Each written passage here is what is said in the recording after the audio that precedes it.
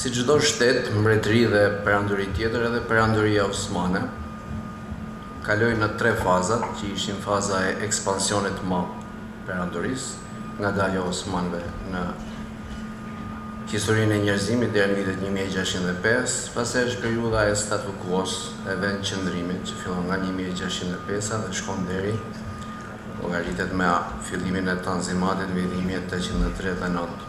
Pastaj vjen edhe rënja. Po që në fundin e shekullit 18, në kohën e Sultan Selimit III, perandoria osmane kuptoi nevojën për riorganizimin e saj dhe ndryshimin themeltar. Më përpara ka pasur shkrime, por në mënyrë të veçantë në këtë periudhë me politikat e shteteve Rusia në mënyrë të veçantë, edhe me politikat e ekspansionit britanik, më në fund u kuptua që po ndryshonte statu quo-ja. Dhe perandoria osmane mori masa më praktike. Deri atëherë ishin vetëm teorike, kemi ato shkrimet të ndryshme, njëri prej tyre është i famshëm Koçibeu, që ndodhet edhe tek me 3 personat. Ai është i famshëm, por se mas kohës së Sultan Selimit III, atëherë kalohet në reforma më praktike.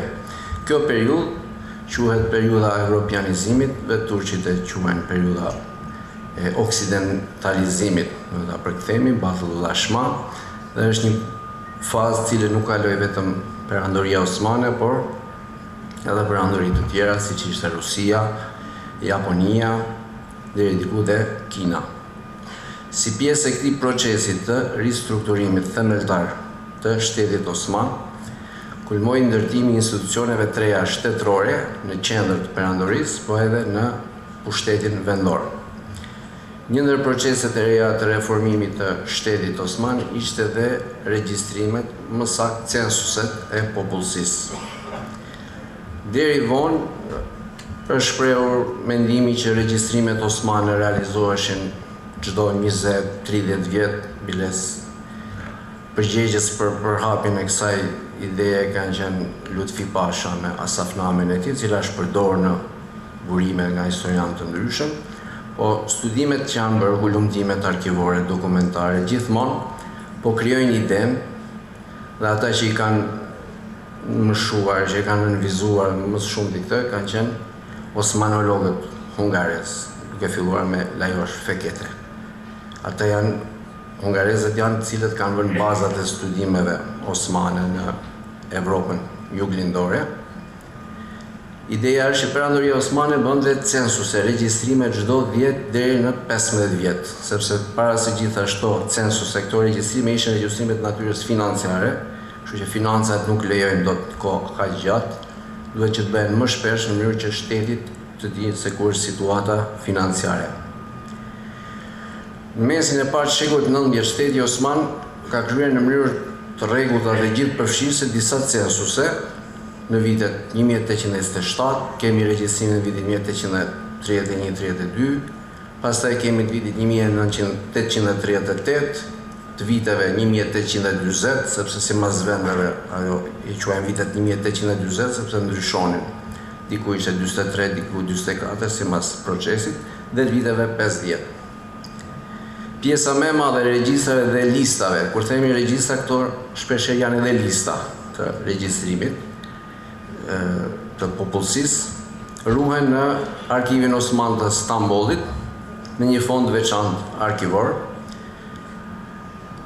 në Fys Defterleri, quhet ajo, dhe aty sipas punës arkivore është evidentuar që ndodhen afërsisht 12.000 regjistra të ndryshëm që mbulojnë periudhën prej vitit 1732 deri në 1882. Një pjesë e madhe e tyre janë përpunuar sipas rregullave arkivore, studiusit kanë akses në studimin e tyre, por ende vazhdohet puna me përpunimin e fondeve. Ka, domethënë, regjistra që po përpunohen, ka nevojë ose të restaurohen, ose t'i vjen rradha që të hidhen në sistem për studiusit. Për shkak të rëndësisë madhe që kanë në studimet demografike për periudhën që mbulojnë, janë kryer një numër i madh botimesh, punimesh master dhe doktorature, artikuj në gjuhën turke. Këtu ne do të përmendim përkthimet e 2 regjistrave të popullsisë janë realizuar nga historian orientalist dhe arkivistët në Kosovë, cilët në hapësirën e trellave shqiptare kanë hapur siparin e këtyre përkthimeve, botimeve, është regjistri i Kazas së Gorës dhe i Prizrenit, që janë shqipruar nga Gora nga Dr. Sadik Mehmeti, Prizreni nga bashkëpunim Dr. Sadik Mehmeti dhe doktoresha Hatixhe Ahmeti, cilët i kemi dhe pranishëm këtu dhe i falenderojmë që kanë hapur siparin në këtë fushë të studimeve dhe përkthimeve. Ndërsa në punime në nivel master, kemi punimin e Magjistër Behar Kaçelit në Tiranën, në cilën i ka përmendur të dhënat statistikore, dhe të Alketa Gjonit, Behar Kaçeli për Tiranën, ndërsa Alketa për Dibrën i kanë përdorur si burime në tezat e tyre, duke na dhënë informacione në gjuhën turke. Inshallah, kur të përkthehen në shqip, do të jenë edhe në gjuhën shqipe. Në fund të këtij viti, me mbështetjen e Agdas, Agda është një shoqat shqiptaro-kanadeze, që janë shqiptarët në Kanada, si pjesë e projektit Dokumente për Shqipërinë dhe Shqiptarët, ekziston dhe një faqe interneti dshsh.org, ku janë hedhur të dhënat nga arkivi Osman në gjuhën shqipe, për ata që janë të interesuar vetëm për të njohur se çfarë ka dokumenta për Republikën e Shqipërisë. Po projekti e Agdas është që çfarë kemi regjistra të detajuar për Shqipërinë brenda Republikës së Shqipërisë, jo për trella shqiptare, por njëherë jemi fokusuar vetëm për Republikën e Shqipërisë, të mund t'i shqipërojmë dhe botojmë. E reja në këto censuset që fillojnë në shekullin e 19, ishte përgjegjësia e pushtetit vendor që të regjistronte dhe informonte qendrën për ndryshimet në gjendjen civile të banorëve të regjistruar në qytete dhe fshatra, pra vdekjet, ndërrim, banimi, ardhjet, largimet për arsye të ndryshme, nëse më përpara në censuset vetëm regjistroheshin të parat e familjes, me europianizimin e perandorisë osmane, me krijimin e sistemit ri, me atë që quhet tanzimat, vendosi që të bëhet gjurmimi tashmë i personave. Nuk mjafton vetëm që të bëhet regjistrimi i personit, por çdo herë në 3 muaj duhet të raportojë qendra nëse ka lindje, vdekje dhe ato që quhen ndryshime të gjendjes civile. Ndërkohë të dhënat për popullsinë në këtë periudhë janë vetëm për meshkujt, të këto regjistre census. Aty kemi ndarje në musliman, jo musliman, edhe kur këto komunitete banojnë në të njëjtin lagje apo fshat. Pra kemi fshatra që janë, ka aty edhe musliman, ka edhe jo musliman, por ata nuk regjistrohen këtë periudhë në një fshat, domethënë në fshat, por regjistrohen në lista më vete. Për komunitetin egjiptian, me ndarjet edhe këta musliman, jo musliman, trajtohen në lista më vete, si dhe ndryshimet e gjendjes civile, si që thash lindjet, vdekjet, transferimet në kurbet të ardhurit jabanxhi që vendoseshin me banim në zonën ku bëhej regjistrimi. Tani nga regjistrat që kemi identifikuar deri tani, mirë, po mund të identifikohen edhe të tjerë, sepse puna në arkivin e Osman vazhdon deri diku, edhe në aq sa kemi pas mundësi që kemi gjetur, po rrugës tani kur punon në arkivin e Osman është ajo filozofia islame si tjetosh benel haufi dhe rëgja, midis shpresës edhe frikës. Domethënë edhe kur punon në arkiv aty, nga një anë ke frikë se nuk do gjesh gjë, nga ato çështje për cilat po diskuton, nga ana tjetër e ke shpresën se të ato fonde që ende nuk janë përpunuar mund dalin ajo që je interesuar. Sa i përket regjistrimeve, kemi regjistrime të detajuara. Regjistrimet e detajuara janë të regjistruar gjitha personat edhe me veçori, me moshën, me veçori që janë trupore. Kemi për zonën e Pukës, Lezhës dhe Mirditës. Ky është regjistri më i vjetër që kemi për Shqipërinë, është i vitit 1832. Pastaj kemi regjistrin e Gorës, në vitit 1833, aty kemi dhëna për fshatrat e Kukësit. Kemi gjithashtu dhëna për zonën Kruj, Tiranë, Kurbin, në këto vite, vitet 832-838. Kemi për Peqinin, për Elbasanin, Gramshin, Librazhdin, për Korçën dhe Kolonjën. Dhe një regjistër vitit 1838 për Gjirokastrën. Pastaj kemi regjistrat cilët janë jo të detajuar, por që janë përmbledhës, që janë për popullsinë, por që janë edhe për administratën vendore. Këto na interesojnë, këto që janë të administratës vendore, sepse kanë lidhje me pikërisht me temën për cilin po diskutojmë. Këto janë për zonën e jugut të Shqipërisë, Berat, Mallakastër, Tepelena, Delvina dhe Skrapari. Ndërkohë, deri më tani nuk kemi gjetur të dhëna, mund t'i gjejmë për zonën Shkodër, Malësia e Madhe, për zonën e Tropojës, të Vlorës dhe të Përmetit. Nga përmbledhja e të dhënave në këto regjistra kemi konstatuar se ekziston një dallim midis zonave që janë qyteti dhe fshatrat. Në regjistrimet që janë bërë në qytet duke që janë më të sakta, më të përpikta. Ka informacione të cilat përshtaten me të dhënat, për shembull sa lagje ka, po aq ka edhe imam. Ka numri i imamëve me numrin e lagjeve që ndodhen atje janë gati të njëjtë. Ka dhëna për imamët, për hatibët, muezinët, në botim që do të bëhet të janë gjitha të detajuara. Gjithashtu edhe për botën e mistike, për shehlerët, dervishët, postnishinët.